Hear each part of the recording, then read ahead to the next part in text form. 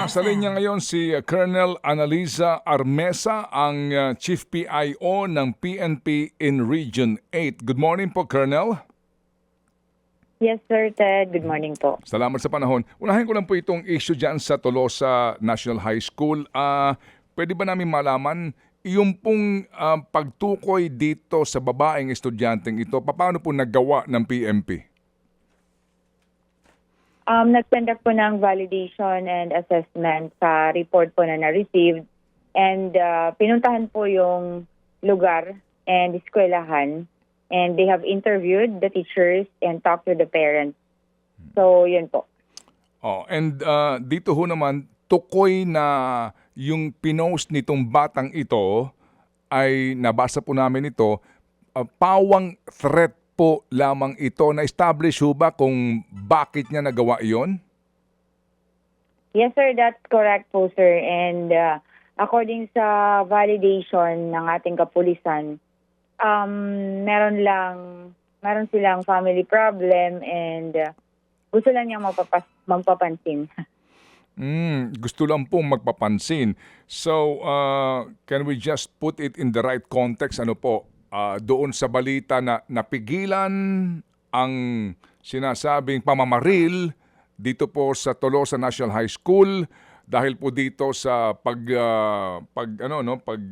sinasabing informasyon na nakalap. So practically po, as in wala pong na-recover ang PNP na anuman pong armas o anuman pong pakikipag-usap nitong batang ito sa ilang pang estudyante para physically po talaga may manifestation na sila po ay pupunta sa eskwelahan para mamaril.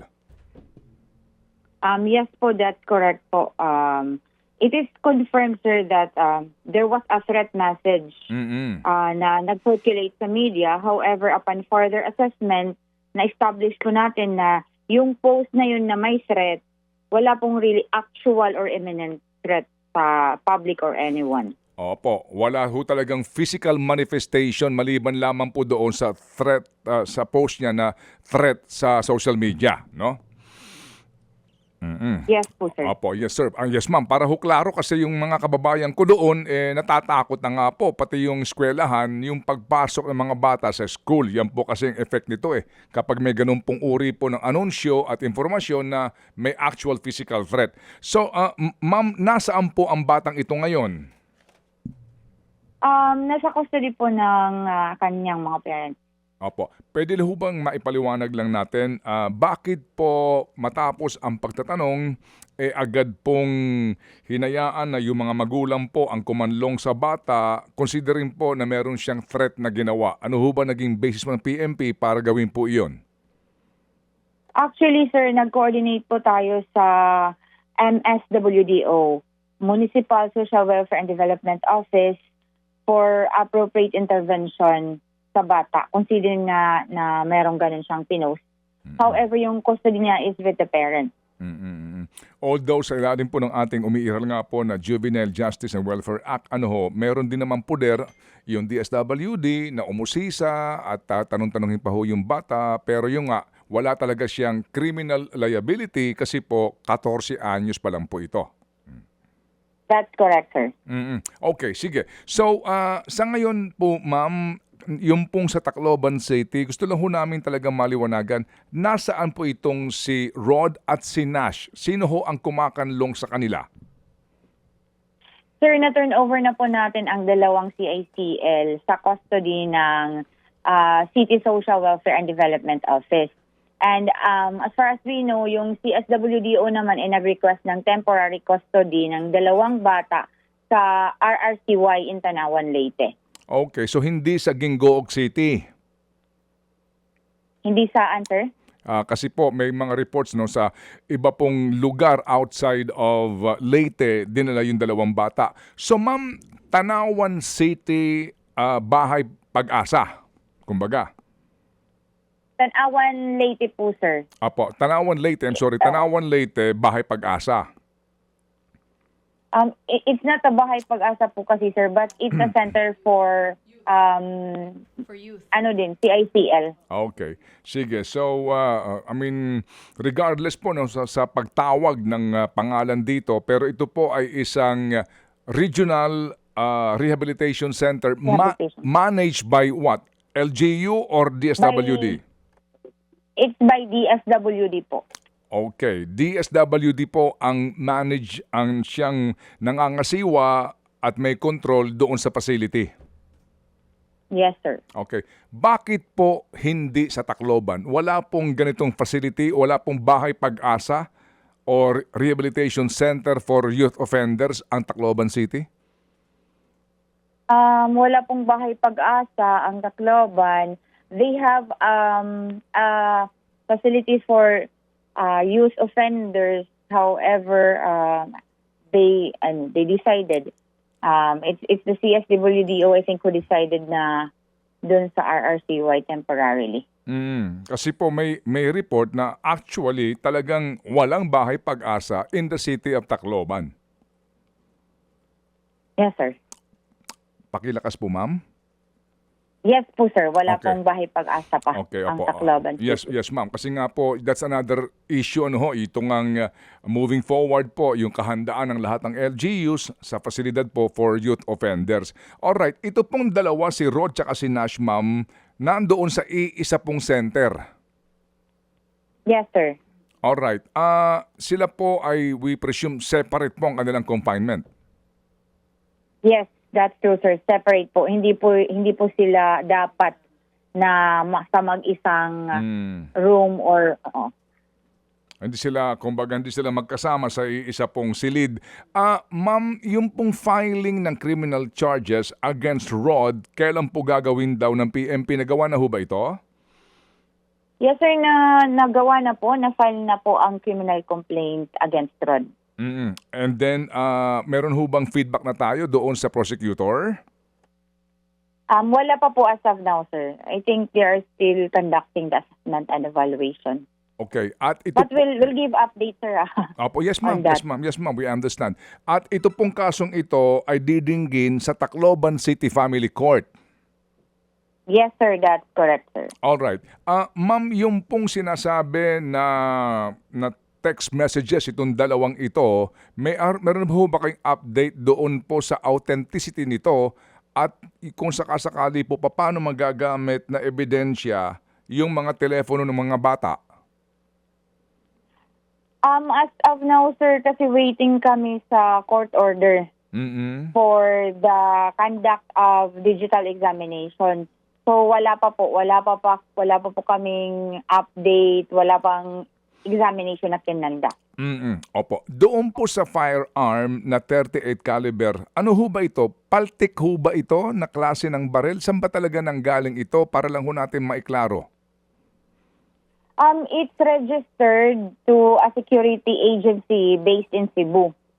And yan po. Ano yung buhol na sinasabi na may kapareho daw po na serial number? Yes, sir. Lumalabas po sa further validation ng RCSU ng Pro 7 na there is the same na firearm issued to another person na nandun sa Bohol. Pero yun, sir, ay iniimbestigahan. Medyo malalim pa po yung kakandak na investigation kung how we're going to determine kung totoo ba yan na may duplicate or there's something else. Hindi pa po nakukumpirma iyon. Yes, sir. Saan ang galing yung report na yun, Colonel?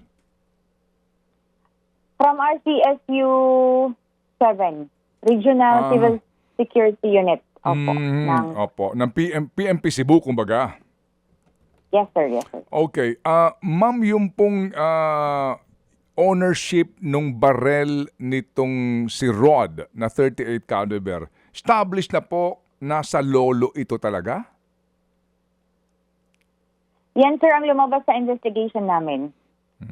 So yung pong merong actual na responsibility sa pag-iingat ng barel doon sa lolo ng bata? Yes, sir. Considering na sa kanya kasi nakuha yung baril. Opo. Okay. Yung po bang lolo nakapag-execute na ng kanyang affidavit? I don't have that information yet, sir.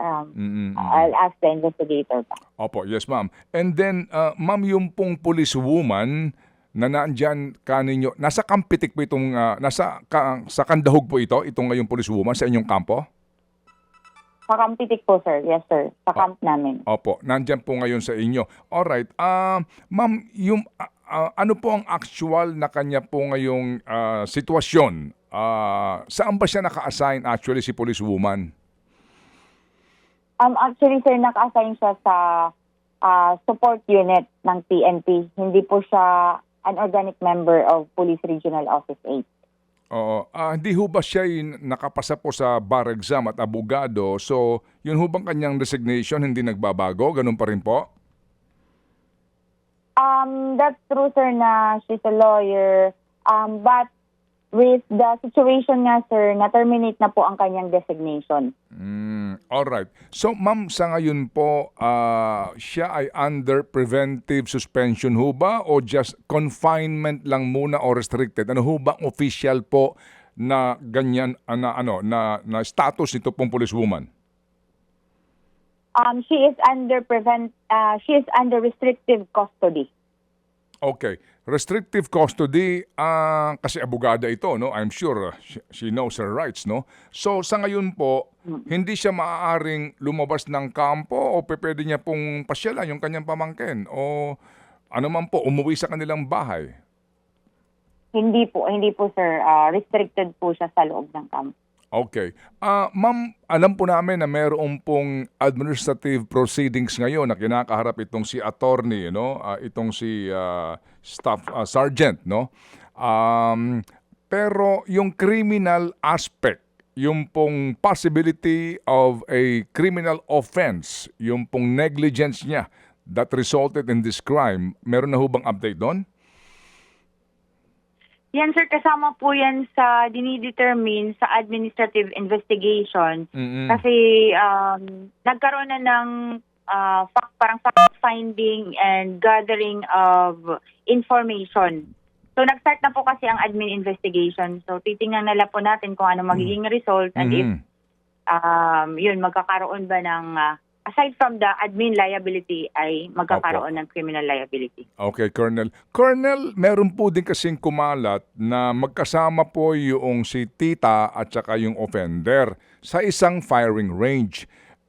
Sa Tacloban City po, no, sa pagkakaalam ko, wala naman doong pribadong firing range. So para, unless na baka meron na pong bagong bukas, pero na-establish po ba kung saan firing range yun? Sinama nung policewoman yung kanyang minor de edad na pamangkin? Yan po, sir. Yan, sir, ang i-determine sa administrative investigation. It's not with us po kasi, sir, nasa Napolcom po. Oo, hindi po kasi nga din siguro no sa mga pulis na nag-iimbestiga para po sa backtracking ika nga, siguro maganda rin pong itanong saang firing range yun kasi baka firing range ng region. Di ba meron kayo dyan sa inyong regional office dyan sa Kandahog? Meron po, sir. Oo, di ba meron kayong sariling firing range dyan? I remember Pati ang Tacloban City PNP may firing range din. So wala pa tayong, hindi pa na-establish, Colonel, kung saang firing range ito? Hindi pa, sir, kasi hindi po kami yung nag-imbestiga po. Ang Napolcom po. Okay, opo. Sige, anyway. So, ma'am, in the light of this event, ano po, meron ho bang order si Director about, kayo po, sa mga miyembro po ng PNP, Region 8, tungkol sa pangangalaga sa mga service firearm ninyo? Yes, sir. Meron pong instruction ng ating Regional Director. In fact, nagkaroon na po kami ng inspection and accounting ng ating firearms. And it is done kasi regularly na din po. Opo. O sige po. So, ma'am, sa ngayon po, kumusta naman po dyan sa inyo pong area of jurisdiction? May mga event ngayon sa Ormoc, kapistahan na rin. Sa Tacloban din po, magbibisperas na. Kumusta po ang inyong, ma'am, mga aktibidad, Colonel? Yes, sir. We have deployment of personnel sa Tacloban City and Ormoc City. So, kasama po ang deployment ng ating CDM and force multipliers ng local government unit. So, sa mga nightly activities, meron pong command center na naka-establish sa areas of engagement. And yes sir, meron pong personnel, and kahit yung mga other government agencies like the BFP na naka-deploy din doon sa area. Opo. Yes, ma'am. Kasi po, malaki pong event ito. No? Taon-taon po na lamang.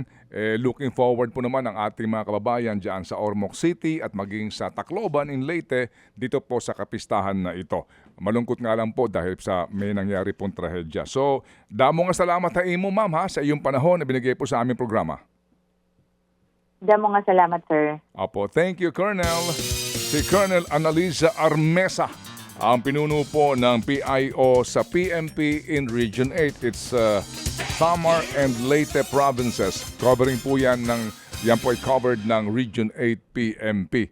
Mga kapatid, patuloy po kayong tumutok sa 105.9 True FM para sa totoong balita, impormasyon, music and entertainment. Mag-subscribe sa aming YouTube channel at podcast at sundan nyo kami sa Facebook, Instagram, X at TikTok sa True Network PH. Bisitahin din po ang aming official website, truefm.ph. At panoorin din kami sa True TV Signal, Channel 19. Kami po ang 105.9 True FM. Laging true sa'yo, kapatid.